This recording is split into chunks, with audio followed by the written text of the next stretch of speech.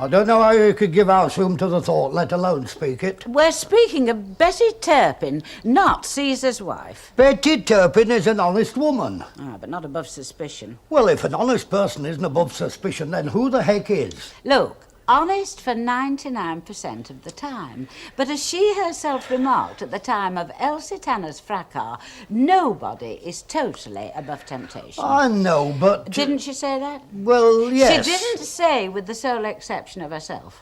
No. No.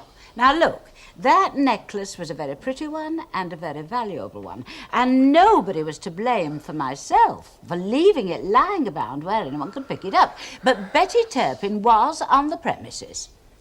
Now, is my suspicion so illogical? Is it? Will it be done in time? There's as much chance of the Yanks landing on Mars by 3 o'clock this afternoon as us finishing this salon by then. Well, says Howard, says that it'll all work out all right. Oh, why shouldn't he be the supreme optimist of the outfit? Oh, more of an ideas man, eh? Mind you.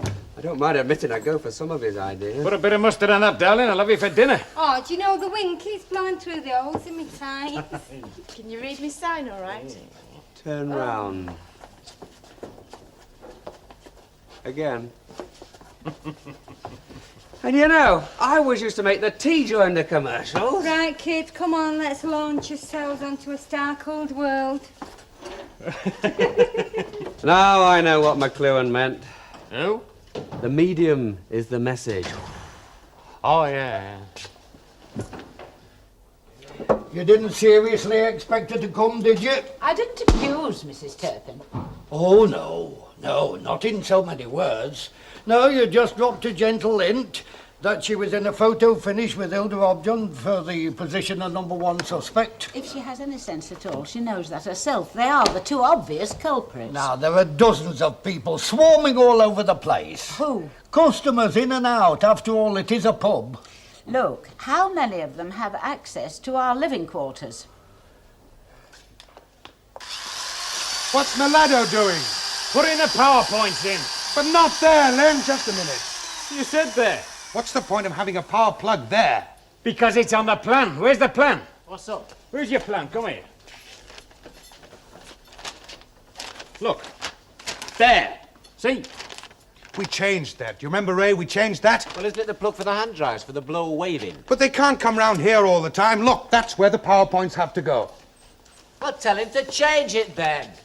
Right, you want them there? Yes. All satisfied? Yes. Okay. Because any more chopping and changing like this, and this place has got to finish up like a colander, more than a salon. We're not going to be up by next Christmas. This Here, rate. look, the sparkling champagne type fizz has arrived. Where do you want? Oh, all right, don't bother to answer that question. What did she want to borrow the flaming thing for in the first place? Vanity. And then they say it's men who start wars. Hail the paper chain brigade! Hello, love. What did you say? Hail the paper chain brigade with gaudy glitter and garlands bright. Well, I'm afraid it's not so much bright as stuck together with sticky tape, seeing they're about fifth hand from several Christmases ago. Are we to be done up then? Well, I did suggest a bit of frivolity in the select. I always knew we'd have to keep our eye on this one. It's for Christmas Eve, the talent contest. Oh, that. Oh, that? On with the motley, Mr. Bishop. What Mr. Walker clearly needs is imbuing with a little of the festive spirit. Or summit. That load of conditioners and tints have just arrived. Where do you want them? You're going to be able to make that work, Len. I don't know, Mrs. Tanner. Use your own discretion. All right, I'll put them in the back bush where you'll need them. No, leave them there. What do you want them where you're doing your shampoos, won't you? No, reception looks after sales. The juniors come through and ask you for what they want, and that way they don't get left off the client's bill. Efficient? It's just common sense. Oh, all right, Bernard. Take them through there and put them on my desk. I mean, as quick as you can, will you? They're installing the drinks machine in the stuffed cubbyhole. That's right. Did you tell them to put it there? Well, where else is there room for them? There's no room to swing a cat in there as it is. Okay, but where else is there? You should have talked to me before you started throwing around your orders. Look, boss man, I was employed to design the layout. And meaning what? That's all. I was employed to finish it off. And if anything's wrong, it gets fixed by me, okay? Look, if you can convince me it's not right, fair enough. You two stop nattering. We open in 3 hours' time. We'll I've get got some work done. A very good suggestion for speeding things up here. What's that? Reduce your labour force by 1. Compare? Please, if you would. Well, as well as playing his trumpet. Bugle, trumpet, yes, that's right. Look, hey, why is he doing 2 things and we're only doing 1? Some of us won't be even doing that if some of us don't keep us moaning mouth shut. Now, look, Miss Nugent's the boss. Am I? Certainly. Fine, then I say Kenneth is the compere. What, as well yes, as play... Mr. Tatlock, as well as playing his trumpet. Yeah, and if you don't watch out, it'll be a rippling muscles act as well. You know, the one where I take my shirt off and move my shoulder blades to the cha-cha-cha. Cha-cha-cha. Is it Sharples? Your tinsel's sagging it middle. Do you suppose it's like this backstage at the London Palladium? Oh, give or take a few feathered bottoms and bosoms, I don't suppose there's much difference.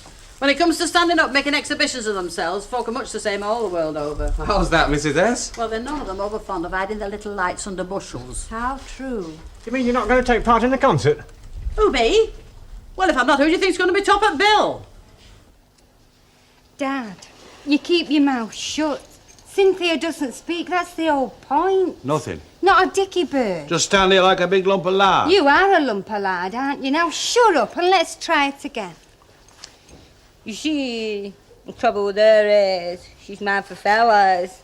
Aren't you mad for fellas? Yeah.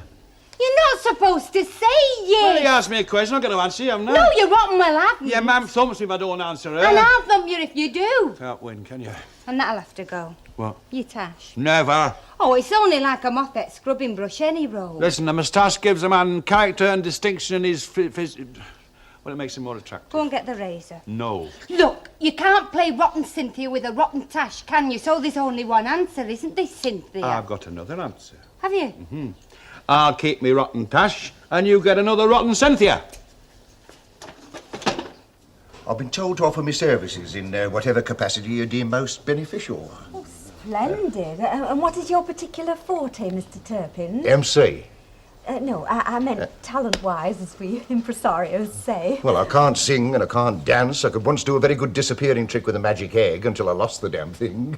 Oh, dear. A problem? A plethora, you might say, of masters of ceremony or master of ceremonies, whichever the case may be. Well, why not have a jump off? I beg your pardon? Too many horses in the race. You have a jump off, see who wins.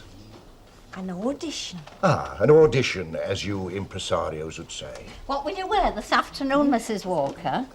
This afternoon, Mrs. Mr. Howard's cocktail party. Oh, I don't know. I'm not even sure that I shall go. Miss Nugent says we haven't to worry about being a freeloader. Whatever that may mean. Well, as a matter of fact, I have far more serious things to worry about, Mrs. Caldwell. Far more serious. I suppose it's so much she suspects the both of us of pinching her rotten necklace. She could easily have just suspected you. Or you. Yeah. I threatened her with my solicitor, you know. What did he say? Oh, I didn't actually go. I only threatened. They come a bit pricey, do solicitors. Hey, we'll have to think of something. Yeah, before us good names is mud. We'll have to think of a way of fixing her, you know, before it comes public that it's us that's involved. Without losing us jobs. Without letting Cyril know. Aye, and without it costing nothing. Yeah. Oh, it's not easy, is it? Hang on. Hang on a minute. I've blooming well got it.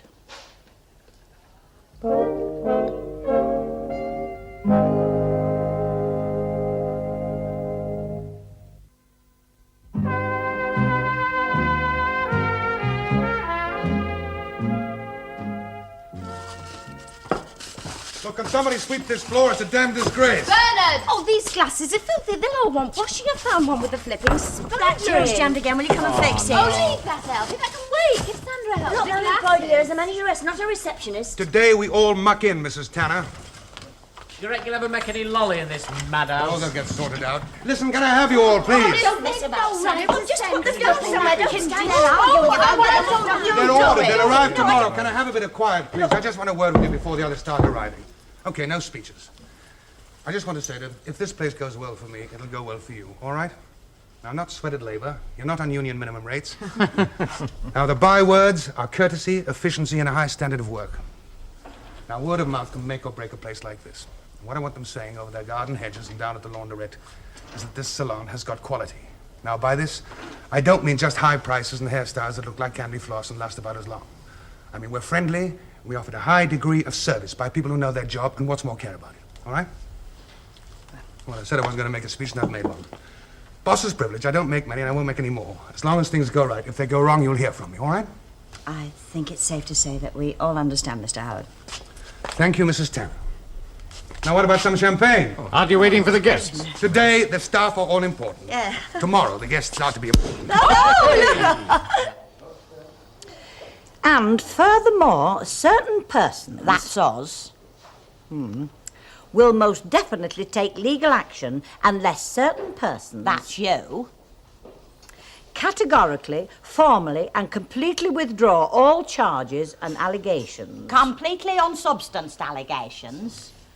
which have been made. You'd not put that on display. In our Maggie's shop window. Wrote in big block capitals. Now, look, girls, you know what sort of talk that'd start. It's already started, hasn't it? Yeah, and what's more, it wasn't us what started it. Well, I'm sure if we put our heads together, we can sort something out. Yes. Well, you've got till Christmas Eve to do it. Yeah. You know, I think just over that poster advertising threepence off the tin peaches would be the most conspicuous place. Yeah. Thank you. You were a great help. What do you expect me to say to all that taradiddle?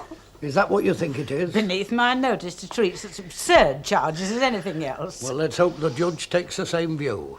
Judge? Betty Turpin's no fool. She knows once she puts that notice up, it won't take Cyril Turpin more than 5 minutes to sniff out the whole story. Then you'll be getting the notices for slander. To sue for slander, you've got to be innocent of the charges. Annie, hasn't it got through to that mass of prejudice that you call a mind that neither Hilda nor Betty would go to these lengths if they weren't both innocent? Could be bluffing. Could be bluffing. If I were you, I'd spend a little less time worrying about them and a little more time on something really important. What's that? What you're going to say to this Mrs. Hepplewhite of yours when she phones you. By gum, the money you spent on this place will keep you and me in cold for a week or two. I think the colourings are very pretty. Do you like it, Mrs. Caldwell? Oh, if I had a place like this, I'd fetch me bed. That's the intention, Mrs. Caldwell. It's supposed to be relaxing. It's all worked out psychological to make you spend more than you intend. You're not going to deny the ladies their dream world, are you, Mrs. Sharples? It's a very grim world without them. Well, it's one thing to drink so long as you wake up at the end of it, but some never do. You'll get the Hilda Ogdens of this world coming in wanting to be made to look like that and believing it can be done. So where's the harm? We all like to fool ourselves sometime or other, don't we?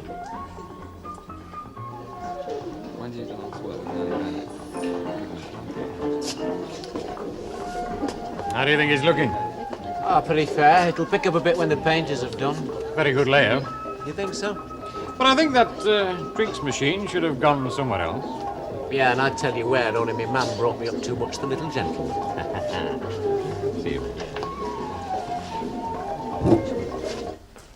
Hurry up. We're going to miss all the free booze. Not before we come to a decision. Now, look, I don't mind backing out, really. Oh, no, we must do this thing democratically. Put it to the vote. We've established that we have two contenders, two eminently suitable contenders for the position. An embarrassment, one might almost say, of riches. Well, I've been called some things in my Look, time. can I say something? If it's to the point. Right, Ken's blowing his trumpet, right? Musically, not verbally. And Mr. Turpin, well, he ain't got nothing what he can do. So, this way he's the MC and they both get a fair bite. Well, that sounds reasonable. Is everybody in agreement? Yeah. Sensible answer. Settled. Oh, no. What about Miss Cynthia? You who, Irma? Miss Cynthia, I still haven't found one yet. Oh, Mr. Turpin, how do you fancy yourself in nice blonde curls and bloomers? Well, if I'm going to be a master of ceremonies, that would automatically preclude me from taking on any additional role, which would inevitably switch the balance of power back in my direction, Mrs. Barlow. Is he being rude? He's saying no, Irma. Yeah, I thought he might be.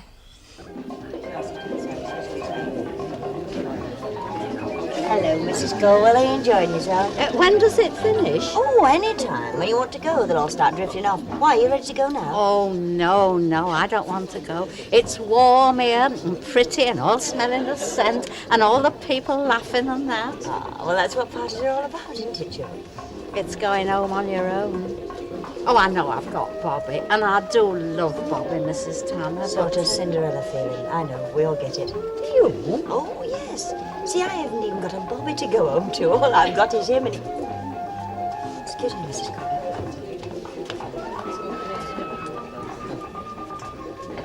I suppose they all have to finish sometime. What do? Parties. Thank heaven. Oh, aren't you enjoying it? Oh, you can have too much of a good thing, can't you? Sometimes I'd be glad just to stop in and have an early night. Yes, love. Oh, it's just like Madame Pompadour's boudoir. Yeah, How do you know? I've got an imagination, haven't I? You've got about as much imagination as a jacket potato. I've got a very good imagination. Oh, hey, Stan. Can you imagine me looking like that? I said good, not flipping miraculous.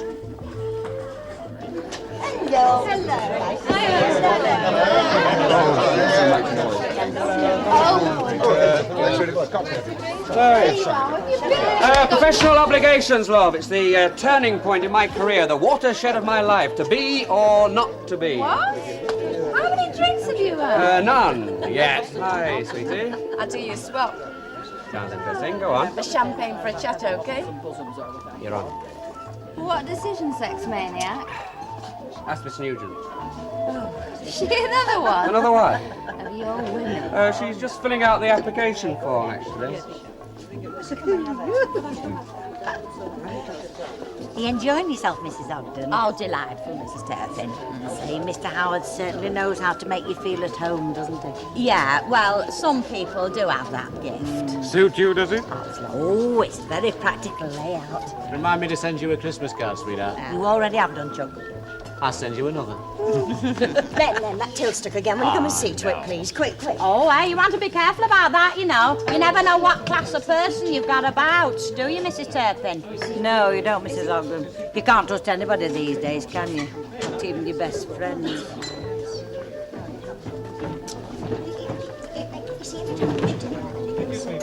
You all right, lad? Great, yeah. You're just working off a bit of surplus energy. That's right. Well, plenty of other ways of doing it, you know. Oh, sure. Hey, Petal, over here. Here's a drink. Mr. Howard's just been telling me what a wonderful job you made of planning this place. So what's the plan? Shove a few wash bowls in? Listen, it takes some thinking out a place like this. Don't kid yourself. It's something you could develop. Designing? You must be joking. I'm about as artistic as a fried kipper. Look, all I've got to say is I want to work here, and if it wasn't right, I'd be the first to complain, believe me. Well. What? It's something they call flair, that's what they tell me. It's something they call a load of codswallop, Mrs. S. And passes a pickled gherkin. Oh, smile. Yes. I've got that. Yes, I'll tell her. No, I'm sure it'll be convenient. I'm sure she'll be delighted to see you. Goodbye now. Hello, what's up with you? Did somebody say something? All this worry and unpleasantness. How can I go out and laugh and chatter as if nothing had happened? Something has happened now. What? That was with your friend, Mrs. Hepplewhite, on the phone. Ah, well, Annie, we knew she'd get in touch sooner or later, didn't we? What did you say? Oh, it's just to let you know that she's calling on you tomorrow. Well, why not? Look, I've never heard anything so daft in my life. Well, why is he daft? You could always wear high heels. Look, if there's going to be any female impersonating, I'll leave it to that Daniela What's-it. I'll stick to me girl on the stairs. Oh, you're a rotten spoil sport. Look, a man's can refuse to put a bow in his hair, and I'm refusing. The last bit of freedom we've got flipping well left. Oh, it's lovely to have met you, Mrs. Murdoch. I look forward to seeing you on Wednesday, then. Oh, yes. Thank you very much. I guess our receptionist to make an appointment. Thank you. This is Tanner. Thank you. Very efficient. Well, are you surprised? A bit. Are you pleased? What about? Well, that I'm capable of making other decisions other than whether we're going to have fish cakes or sausages for tea. I don't know. What do you mean you don't know? I don't know. Get off. I'm not having you getting sozzled in front of Mr. Howard. Well, it's a party, isn't it? My man says you've had enough, and at a rough guess, I'd say you've got enough floating round in your guts to float the kiwi. Why too. didn't they leave you there and send 2 boxing kangaroos instead, eh? Well, things seem to be going rather well. Oh, the drinks are going like hot cakes. How are the bookings going? That's more important. Pretty solid, and very solid for Saturday. Good. Keep up the good work. It's a waltz, Mr. Howard. What? When I asked you before, you said you didn't do the quick stuff. Oh, yes, I'm sorry. Would you, Lynn? Yeah. Thank you. She's not backward in coming forward, is she? Well, it's a family failing. Used to be. You've had a few corners rubbed off. Well, yeah, I suppose I've had them rubbed off for me. Settled for the quiet life, have you? I'd say I think it's settled for me. Your niece is dancing with Mr. Howard. Yes, I do know, Mrs. Cole. Why don't you dance with him? What? Oh, you'd make a much more suitable couple. I think she's just had a couple of cherries too many. You get on all right with him, do you? Who? Howard. Well, I have to, don't I? I mean, after all, he's my boss, isn't he? Any luck, Irma? Oh, plenty, and all of it bad. Oh dear, this is disappointing, Irma. I was counting on you for some ziz. Well, you can always ask Albert Tacklock to do another couple of choruses of Road to Mandalay. I mean, you can't get any zizzier than that. What? They're dancing, Irma. Yes, I know they dancing, Bernard, love. Only it's not a line-up, Blair. I'm looking for it. It says... Hey, Cynthia, shut up.